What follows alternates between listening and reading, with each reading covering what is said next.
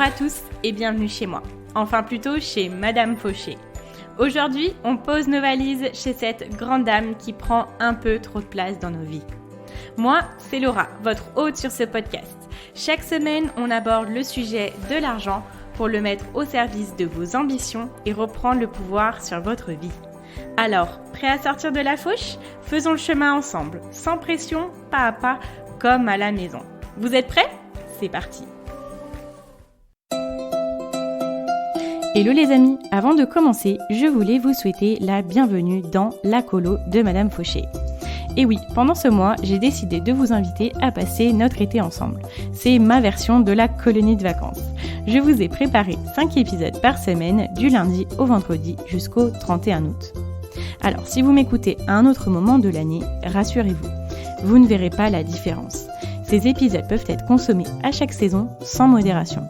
Vous savez, c'est comme cette ère de vacances que l'on apprécie se remémorer même en plein hiver. On aime s'y replonger sans fin et ça nous fait toujours autant de bien. Alors, il ne me reste plus qu'à vous souhaiter une très bonne écoute, un magnifique été. J'espère que cette colo vous plaira. Et c'est parti pour l'épisode du jour. Bonjour les amis, je suis ravie de vous retrouver pour un nouvel épisode. Aujourd'hui, j'ai eu envie de venir vous parler de 3 choses qui vont vous empêcher de devenir riche. Et on veut pas les réaliser. Si ça nous empêche de devenir riche, on est d'accord, on veut passer à côté. Alors, ce sont 3 choses différentes, mais qui, je pense, sont massivement impactantes dans le fait de devenir riche, que ce soit dans le fait de ne pas être à notre plein potentiel et du coup de ne pas attirer la richesse qui nous permettrait de continuer à fonctionner et à créer encore plus de valeur dans le monde, d'aider plus de personnes, soit d'utiliser notre argent de la mauvaise façon. Ces 2 choses-là, ce sont 2 choses en fait qui vont faire que l'on ne va pas devenir riche. Ne pas gagner assez à la hauteur de notre potentiel et de dépenser notre argent de la mauvaise façon. On va commencer sur la première chose qui est de gérer notre argent avec nos émotions. Alors, je pense que c'est quelque chose qui se fait beaucoup, surtout quand on n'a pas forcément encore la réflexion sur la façon dont on veut utiliser nos ressources, de la façon dont on veut faire nos dépenses, venir investir. Le meilleur exemple, c'est les achats compulsifs. Voilà, vous n'avez pas prévu d'acheter cette chose-là, mais pourtant vous allez faire vos courses par exemple et que vous vous retrouvez avec une note complètement exorbitante par rapport à ce que vous aviez sur votre liste, les achats sur internet avec une promo que vous ne pouvez absolument pas rater. Quoi d'autre, voilà, toutes ces choses-là en fait qui font que vous allez perdre le contrôle sur vos dépenses. Ça, c'est l'exemple le plus en surface, j'ai envie de vous dire. Mais il y a des exemples qui sont beaucoup plus, pas pertinents, mais qui sont beaucoup plus impactants dans votre vie financière que de payer 50 € de trop au mois pour les courses. Ça, c'est déjà un premier départ, mais il y a des choses beaucoup plus profondes et qui viennent impacter de façon beaucoup plus grande vos finances. Quelles sont les émotions qui peuvent faire en sorte que l'on va gérer notre argent à cause d'elles ? Donc là, au début, avec le premier exemple, c'est la douleur de passer à côté d'une offre, la douleur de manquer, la peur de justement ne pas profiter d'une opportunité. Mais après, il y a d'autres émotions qui peuvent impacter notre façon de gérer notre argent. L'ego, la vengeance par exemple, ça, ce sont 2 exemples, 2 émotions qui sont ultra puissantes quand on gère notre argent. C'est pas forcément des choix financiers directs, mais c'est le choix de faire telle chose par ego, en fait, qui va nous coûter beaucoup plus que ce qu'on avait prévu, ou alors tout simplement la peur, où on va se faire accompagner massivement, où on va essayer de choisir le truc le plus simple, mais qui va nous coûter le plus cher possible, parce qu'on a peur de nous-mêmes aller au-devant, en fait, de notre vie. Je sais pas, je vous donne un exemple. Partir en voyage, prendre un truc ultra organisé qui a toutes les escales, machin, etc. où vous avez juste à vous mettre dans le bus et tout le monde vous explique, il y a toujours quelqu'un qui vous dit où aller, etc. Ça, c'est des types de vacances, par exemple, qui vont vous coûter 3 fois plus cher que si ce sont des vacances que vous-même vous allez organiser.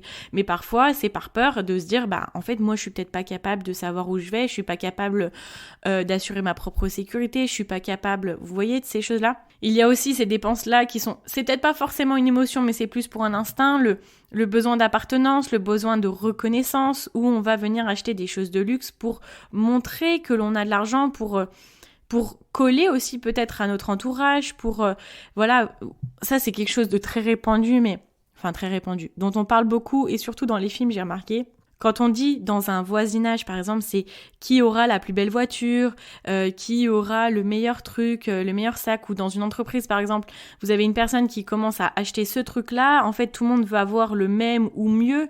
Ça, c'est des mouvements qui sont un peu plus, je sais pas si je peux dire grégaires, mais le fait d'essayer d'appartenir, ou du moins ne pas être lesté par le niveau social d'apparence qu'ont les autres. Alors qu'encore une fois, ça on en a déjà parlé, mais moi je dis on en a déjà parlé comme si on parlait ensemble pendant le podcast, mais j'ai l'impression qu'on discute ensemble quand je fais le podcast.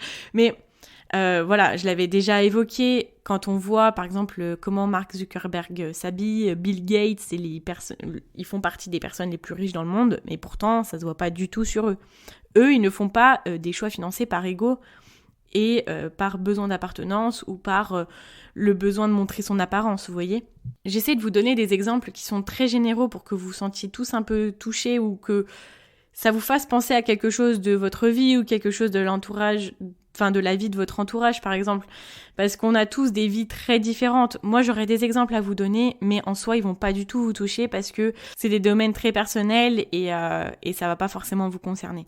Mais par exemple, quand on essaye d'avoir la meilleure option possible, on prend le meilleur truc possible, le truc le plus cher possible, pour avoir le meilleur truc, vous voyez ? Alors qu'en soi, si on enlève des options, on a le même service à 90%, l'expérience est sensiblement la même, mais pourtant on va dépenser beaucoup moins. Par exemple, quand on va prendre une voiture, on veut, oui, avoir le tout option parce qu'on a vu dans la pub que la voiture, elle pouvait faire ça, etc., machin. Mais en fait, le tout option, il nous rajoute une somme considérable en proportion sur la voiture, alors que en soi, une voiture, on a juste besoin qu'elle roule, qu'elle nous emmène à un point A, à un point B de façon assez confortable quand même, mais c'est tout. Et quand on voit la part des dépenses pour ces options-là sur la voiture, ça n'a pas forcément lieu d'être. Et après, c'est encore une fois, c'est chacun fait ses choix, chacun fait comme il veut, mais c'est pour vous donner des exemples et pour vous montrer que toutes ces options qu'on peut rajouter, etc., c'est des stratégies en fait qui font faire des ventes additionnelles, et c'est sur ça que se font les commissions dans les entreprises, les marges, les plus importantes parties des marges dans les entreprises. Voilà. Je ne sais pas si ça vous a parlé, mais ces décisions qu'on peut prendre par ego, en disant « Ah bah tiens, moi je vais faire comme ça », parce que peut-être on a eu un conflit avec quelqu'un et qu'on veut surplomber, ou qu'on veut avoir l'opportunité sur quelque chose, qu'on veut avoir l'exclusivité sur quelque chose. Je donne des exemples aussi, j'essaye d'en donner d'autres. Par exemple, dans des divorces, où on va dire « Ah ben non, mais moi je veux absolument ça, absolument ça ». Des fois, il y a des choses qui sont faites par ego parce qu'on se dit « On va quand même pas laisser ça », alors qu'en soi, on s'en fout.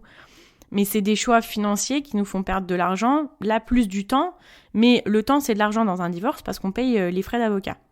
Et ça, c'est clairement le moment où l'ego est le plus décuplé. Hein. Je n'ai jamais été divorcée, j'en ai vu quand même quelques-uns dans mon entourage, et c'est là les meilleurs exemples. Sinon, je vous donne un autre exemple, les exemples d'héritage. Ça, c'est pareil. Il y a beaucoup de choix d'ego, le fait il faut que tout le monde soit équitable, il faut que tout le monde soit ci comme ça. Et à des moments, ça fait perdre un temps fou, ça fait perdre de l'argent fou. Tout ça parce que il y a cet ego, peut-être la vengeance, il y a des conflits, il y a beaucoup de choses qui se jouent, qui ne sont pas forcément logiques, pertinents ou bons pour nos finances sur le long terme. Ok, on arrive sur la deuxième façon de nous empêcher de devenir riches, c'est d'épargner sans investir.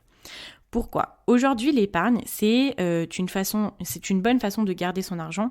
Par contre, les comptes épargne aujourd'hui ne nous font pas gagner d'argent grâce aux intérêts. Pourquoi ? Il y a l'inflation. L'inflation se passe parce que l'argent perd de sa valeur. C'est-à-dire qu'aujourd'hui, avec 5 €, vous achetez plus que ce que vous achèterez dans 2 ans avec 5 €. Dans 2 ans, si l'inflation continue comme ça, vos 5 € vaudront beaucoup moins qu'ils ne valent aujourd'hui. Il n'y a qu'à voir avant, pour les vieux de la vieille, je me considère déjà comme une vieille de la vieille, mais quand on a connu les francs, on se dit avec combien de francs on achetait une baguette de pain, et aujourd'hui avec combien d'euros on achète une baguette de pain. Ça n'a plus rien à voir. Là, ça a été encore de l'inflation. Parce que beaucoup de monnaie a été créée, plus il y a d'une seule chose dans le monde de disponible, en fait, plus elle perd de la valeur. Quand quelque chose est rare, il a plus de valeur. Donc ça, c'est l'inflation. L'inflation fait que l'argent perd de sa valeur et sur les comptes épargne, l'argent prend de la valeur. On est d'accord parce qu'on a des taux d'intérêt qui sont appliqués chaque année et sur le volume d'argent que vous avez sur votre compte épargne, on est peut-être à 0,05%, voilà, où vous allez gagner quelques intérêts. Aujourd'hui, les intérêts gagnés dans les comptes épargne ne permettent pas de pallier au taux d'inflation. Donc ça veut dire que vous ne gagnez pas autant d'argent que ce qu'elle ne perd de valeur. J'espère que vous m'avez suivi. D'un côté, l'inflation, elle fait mettre des moins sur notre monnaie. Et de l'autre côté, l'épargne fait mettre des plus. Sauf que les plus, ils permettent pas de combler en fait les moins de l'inflation. Ça se voit pas forcément parce que on nous enlève pas de l'argent tous les mois sur notre compte épargne à cause de l'inflation. Sauf qu'en fait, vous avez 500 € sur votre compte épargne. Et à la fin de l'année, vous aurez toujours 500 €. Bon, admettons que vous n'avez rien mis dessus. Vous allez gagner quelques intérêts, vous allez gagner quelques euros. Mais par contre, admettons que vous soyez à 502 €. Ces 502 € vaudront moins que les 500 € de départ. C'est pour ça qu'il est super important d'investir votre argent. Je ne dis pas, attention, d'investir tout. Il est important d'avoir de l'argent ultra disponible sur votre compte en banque, sur votre compte épargne en fait, et voilà, c'est le jeu. Même si on sait que notre argent il perd quand même de la valeur, c'est le jeu. On veut demain, si notre animal a besoin d'aller chez le vétérinaire, on veut avoir, 500 000 €, tout ce qu'il faut sur un compte en banque que l'on peut retirer d'un moment à l'autre, d'une seconde à l'autre, pour pouvoir financer ça. Ça, c'est le jeu. Il faut se dire que, ok, c'est pas qu'on prend le risque, mais on est ok avec le fait que notre argent ne gagne pas forcément de valeur. Une partie de notre argent ne gagne pas forcément de valeur parce qu'on a besoin qu'il soit disponible. Par contre, il est important d'avoir une double stratégie où la deuxième chose va être d'investir notre argent. Il y a beaucoup de façons d'investir notre argent et ça, c'est la seule façon de faire en sorte de le faire grandir. Et que l'inflation à côté, ça soit du pipi de chat, vous voyez ? Là, les plus seront beaucoup plus importants que les moins. Donc vous avez la possibilité d'investir dans l'immobilier, vous pouvez investir dans la bourse, vous pouvez investir dans des assurances vie, ça c'est genre le compte épargne amélioré. Vous pouvez investir dans les crypto-monnaies, vous pouvez investir dans le financement participatif, vous avez plein de solutions. Ça en plus j'ai dû en parler dans un épisode de podcast. Alors je suis allée sur mon compte Instagram avec le petit index que je me suis créé en story à la une que moi-même j'utilise pour vous donner les épisodes en lien avec l'investissement. Donc c'est l'investissement... Pardon, je vous raconte n'importe quoi. C'est l'épisode 45, 46 et 42 où vous avez tout ce que j'ai pu vous donner comme information sur l'investissement. Voilà, la vraie recette en fait pour devenir riche, c'est d'investir son argent. Vous pouvez aussi l'investir en créant votre business, mais si vous n'investissez pas, vous resterez en fait sur votre compte épargne et ça va être beaucoup plus lent. Même si l'investissement peut être plus ou moins lent, mais il est super important d'investir une partie de votre argent dans un domaine ou dans plusieurs domaines pour pouvoir commencer à créer votre richesse. Allez-y petit à petit. Pas besoin d'être un professionnel au début sur quelconque domaine. Il faut commencer et après vous allez vous améliorer et vous allez grandir au fur et à mesure. Ok, on arrive à la troisième chose qui vous empêchera de devenir riche, c'est de ne pas faire le travail. Alors, je sais, c'est vrai qu'en fait, quand on écoute des podcasts, par exemple, on a accès à beaucoup d'informations sur l'entrepreneuriat, sur le développement personnel, sur l'investissement, sur beaucoup de choses. Donc en soi, ça nous donne beaucoup d'idées. Mais sauf que si on écoute juste les podcasts et qu'on ne le fait pas, il ne va rien se passer. Il ne va rien se passer, les amis. Donc, je vous invite à, si vous êtes trop dans cette dynamique-là de réflexion, commencez à faire. Faites en sorte que votre période de réflexion, dedans soit compris une période d'action où vous allez réfléchir sur le fait de faire, mais tout en faisant. Parce que en faisant, ça vous permet d'analyser et ça vous permet d'avoir votre retour d'expérience. Ce qui fait que vous ne faites pas le travail, c'est la première chose, c'est de vous renseigner sans vraiment vous former. Et la deuxième chose, c'est de vous former sans appliquer. Pourquoi est-ce qu'il faut commencer à faire ? Parce que l'expérimentation et l'implémentation, c'est un travail d'une vie. C'est quelque chose qui prend du temps. Et ça fait partie de l'apprentissage en fait. Et vous n'aurez jamais, mais jamais autant d'expérience et de connaissances dans un domaine si vous n'appliquez pas les choses. Vous pouvez avoir toute la théorie du monde. Vous aurez de façon exponentielle beaucoup plus d'expérience dans le domaine si vous appliquez et si vous vous mettez dedans. Donc, quand on ne sait pas, est-ce que je dois faire ça, est-ce que je dois investir en bourse par exemple, est-ce que je dois investir dans l'immobilier ? Eh ben, en fait, la réponse, elle viendra le moment où vous allez essayer. Parce qu'il n'y a pas forcément de bon ou de mauvais choix. C'est juste que peut-être une situation va plus vous convenir ou pas. Mais si vous pensez des mois à investir dans l'immobilier et que vous dites oui, bah ça y est, je vais le faire maintenant au bout d'un an, et que vous vous rendez compte en fait que c'est quelque chose qui vous plaît pas du tout, mais pas du tout, parce qu'en investissant dans l'immobilier, il faut être prêt à gérer des chantiers, par exemple. Il faut être prêt à mettre les mains dans le cambouis et à venir faire du bricolage. Moi, je sais que pour l'instant, c'est pas du tout quelque chose qui m'attire. Personnellement, c'est un exemple parce que déjà, j'ai pas la stabilité encore financière pour pouvoir investir dans l'immobilier et je suis pas manuelle du tout. Enfin, c'est pas quelque chose qui m'intéresse pour l'instant. Donc, je me vois pas rénover une maison. Je me vois pas rénover un appartement. Et ben, ça, je le sais sans avoir forcément expérimenté. Mais si je m'étais posé la question et que je ne savais pas et que je m'étais rendu compte après coup, au bout d'un an, où je m'étais enfin lancée au bout d'un an, que je m'étais dit « Ah ben en fait, j'aime pas ça », ça veut dire que j'aurais perdu 1 an potentiellement. L'année dernière, j'ai dû vouloir lancer, je ne sais pas, j'ai envie de vous dire, une dizaine de projets. Et l'année dernière, ça a été vraiment une année charnière pour moi parce que c'est vraiment à ce moment-là que j'ai décidé de vraiment faire les choses.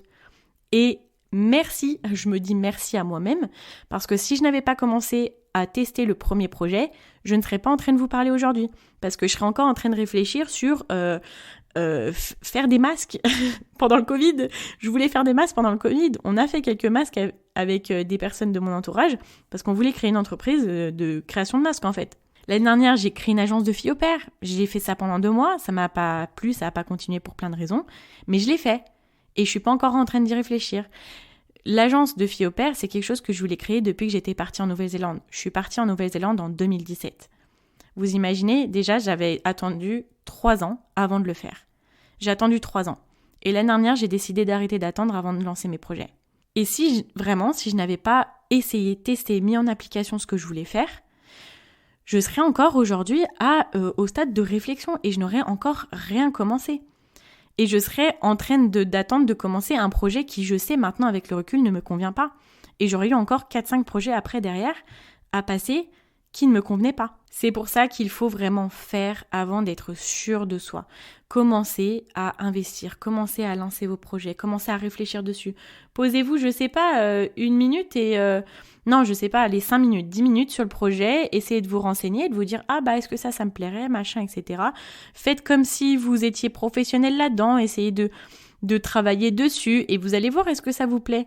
Est-ce que vous avez l'envie de le faire ? En expérimentant, vous allez au fur et à mesure comprendre quelle est votre zone de génie et qu'est-ce qui fait que vous êtes doué dans ce domaine-là et vous allez pouvoir vous enfoncer encore plus dans votre zone de génie, vous voyez, genre y aller de plus en plus. Et c'est sûrement quelque chose que vous n'aurez peut-être pas imaginé au départ, mais si vous n'avez pas commencé, vous ne l'auriez pas vu. Il faut accepter de commencer dans un domaine où vous n'allez pas être doué. C'est normal. Quand on commence un domaine, on n'est pas ouf. C'est normal. Et même après, quand on y est depuis des années, on n'est pas forcément le meilleur du monde, mais on est toujours beaucoup mieux qu'au départ. Et si on n'a pas commencé, on ne peut pas savoir. Autre chose, et ça c'est quelque chose qui m'a arrêtée assez souvent, c'est de me dire que j'aimais tellement de domaines en fait que je ne savais pas dans quoi me mettre. J'aime beaucoup de choses, j'aime faire beaucoup de choses. C'est pour ça que, par exemple, en terminale, quand on m'a demandé de mettre mes vœux, j'ai été paniquée parce que je n'arrivais pas à me limiter à me dire « Ah bah je vais faire qu'une seule chose jusqu'à la fin de ma vie ». Bon, personne ne m'avait dit à ce moment-là que c'était ok de commencer une voie et d'aller dans une autre après. Personne m'avait dit ok, aujourd'hui on commence dans un domaine, on peut bifurquer sur un autre. Et en fait, on n'augmente plus forcément on n'améliore plus forcément notre carrière en montant juste une échelle. On passe peut-être de liane en liane. Vous aimez la métaphore? On est dans la jungle ce mois-ci. Mais pour ça, il faut vouloir et être prêt à changer de domaine, à tester, à expérimenter. On peut ne pas forcément rester très longtemps sur une liane. Mais peut-être que la liane, elle va nous plaire. Au début, on va aller sur la liane, on va se dire, elle est bien et tout, elle m'aide bien, je suis douée dans cette liane, sur cette liane. Et peut-être que vous allez passer sur une autre liane après et vous dire, non, celle-là, elle est trop rugueuse, elle me plaît pas. Et après, vous allez pouvoir monter, je sais pas. Voilà, vous voyez la métaphore? C'est pour ça aussi que quand on a plein d'idées de projets, au début, on est super excité, tout ça. Mais en fait, au moment de s'y mettre, et là ça redescend et on se dit que non, peut-être pas, et que là peut-être entre guillemets on se trouve des excuses. Alors oui, des choses qui nous font réellement peur, des choses qui peuvent réellement être des challenges, mais si on les dépasse, après on sera super content et on se dit que c'est faisable et qu'il faut tester. Et que si vous avez testé et détesté, c'est pas grave. Mais si vous avez testé et adopté, c'est quand même une belle victoire. Alors, je ne vais pas vous laisser sans rien dans cette étape parce que pour moi, c'est quelque chose d'hyper charnier en fait, et de commencer à se dire je teste mes projets, je m'y mets et je vois si ça me plaît. C'est hyper important et ça m'a aidé à être là aujourd'hui. Alors, je vais venir vous poser une question. Qu'est-ce qu'il vous faut pour commencer la prochaine étape? Qu'est-ce qu'il vous faut pour passer juste le niveau au-dessus ou juste pour démarrer? Qu'est-ce qui vous arrête? Qu'est-ce qu'il vous faut? Ces deux questions-là. Qu'est-ce qui m'arrête aujourd'hui? Qu'est-ce qui m'arrête? C'est que j'ai pas forcément le temps. Ok, comment est-ce que je peux débloquer 1 heure de mon temps dans la semaine? C'est trouvable. Le temps, la gestion du temps, c'est une question de priorité. On a tous le temps. C'est juste qu'on n'a pas les mêmes priorités et que parfois, c'est pas qu'on n'a pas le temps, c'est qu'on n'en a pas forcément envie ou que c'est pas une priorité dans notre vie. Si aujourd'hui vous décidez que vos projets deviennent une priorité dans votre vie, vous allez pouvoir trouver le temps parce que vous allez reprioriser votre gestion de votre calendrier, de votre agenda. Donc après, vous êtes posé la question du qu'est-ce qui m'arrête aujourd'hui? La deuxième question, c'est qu'est-ce qu'il me faut pour passer à la prochaine étape? Qu'est-ce qu'il me faut pour démarrer? En fait, c'est vrai que j'aurais bien aimé ouvrir un compte épargne pour pouvoir mettre de côté, sauf que j'ai un peu la phobie administrative et que moi, ça me fait peur d'aller à la banque. Ok, vous avez plein de comptes sur Internet, plein de banques sur Internet. En 5 minutes, top chrono, vous avez fait votre dossier et vous avez fait vos démarches pour ouvrir un compte en banque. Notez les solutions pour pouvoir passer à la prochaine étape, pour pouvoir faire les prochaines choses. Ok ? Je voudrais finir cette partie-là en vous disant que c'est ok de ne pas toujours avoir commencé nos projets, de ne pas toujours avoir expérimenté, de ne pas toujours avoir fait le travail. Mais pourquoi ça arrive? Parce que les projets qu'on a, c'est des projets perso. Et bien souvent, ceux qu'on n'arrive pas à expérimenter, c'est ceux qu'on va faire tout seul. Parce qu'on est plus occupé à faire ce qu'on pense qui doit être fait, ou on est plus occupé dans nos priorités de la vie, qu'à vraiment travailler sur ce projet-là qui nous rendrait heureux, sur nos rêves en fait. Parce qu'on n'a personne qui est derrière nous à nous dire « toc toc, où t'en es dans tes rêves, où t'en es dans tes projets, où t'en es dans ce truc-là que personne ne croit en toi, où personne ne pense que c'est possible et inimaginable, où toi seul t'as l'idée, où personne ne comprend forcément mais que tu sais très bien que ça peut le faire, où t'en es? Mais il n'y a personne qui va venir faire ça. Et il ne faut pas attendre des autres qui viennent nous poser cette question-là. Il faut être notre propre garde-fou, il faut être notre propre pilier, ça je vous en parlais dans les épisodes d'avant, et c'est super important. Et du moment que vous dites « je suis la personne qui est responsable de ma vie, la personne qui est responsable de mes rêves et de mes objectifs et de mes projets, blablabla », vous allez être la personne qui va venir toquer à votre porte et dire « t'en es où? Laura, t'en es où dans ton projet ?» Vous voyez ? Et après, votre responsabilité, c'est de ne pas vous laisser tomber. C'est de ne pas laisser tomber la personne qui est là et qui rêve de beaucoup plus grand, qui rêve de beaucoup d'autres choses, qui est ambitieuse. Ne vous décevez pas vous-même. Soyez la personne qui va réaliser les rêves de l'enfant que vous étiez, de la personne qui est là, qui sommeille en vous et qui a juste besoin de s'ouvrir, de devenir qui elle est réellement, de devenir la personne dont elle a toujours rêvé. Ça, c'est applicable sur tellement de domaines de votre vie et juste je vous invite à essayer de l'appliquer, de l'aborder un petit peu dans votre quotidien. Alors, si je dois résumer, première chose, Ce qui va nous empêcher de devenir riches et de gérer notre argent par nos émotions, par l'ego, par la peur, par tout ce que vous pouvez imaginer. Ensuite, c'est d'épargner sans investir. Il est important d'investir l'argent que l'on épargne. Et la troisième chose, c'est de ne pas faire le travail. Commençons à appliquer, commençons à expérimenter pour voir si ça nous plaît ou pas, si on dit next ou pas next. Si on dit ok, je vais vraiment me mettre dans ce projet parce qu'en fait ça me plaît. Et dans 5 mois, j'aurai une évolution qui me plaira beaucoup plus. Voilà, écoutez, j'ai été ravie de parler de ça avec vous. Je pense que moi, ce sont des choses qui m'ont vraiment aidée et des choses auxquelles j'ai été confrontée récemment ou moins récemment. Mais en tout cas, ça a été des leçons que je me suis faites à moi-même. Donc si je peux vous partager ça, j'en suis ravie. Si vous n'avez pas encore téléchargé la formation gratuite pour transformer vos finances en 7 jours, je vous invite à le faire. Vous avez le lien dans la description. C'est totalement gratuit et puis on va venir travailler rapidement, facilement, simplement votre rapport à l'argent, vos failles. On vient travailler vos croyances et je peux vous garantir que pareil, si vous faites le travail, vous n'aurez pas la même gestion financière, la même relation avec votre argent le jour 1 au jour 7. Vous allez enfin pouvoir être beaucoup plus serein dans votre relation avec l'argent, dans votre façon de l'aborder au quotidien. Vous allez y voir beaucoup plus clair et vous allez enfin être prêt à financer vos projets, à réaliser vos rêves.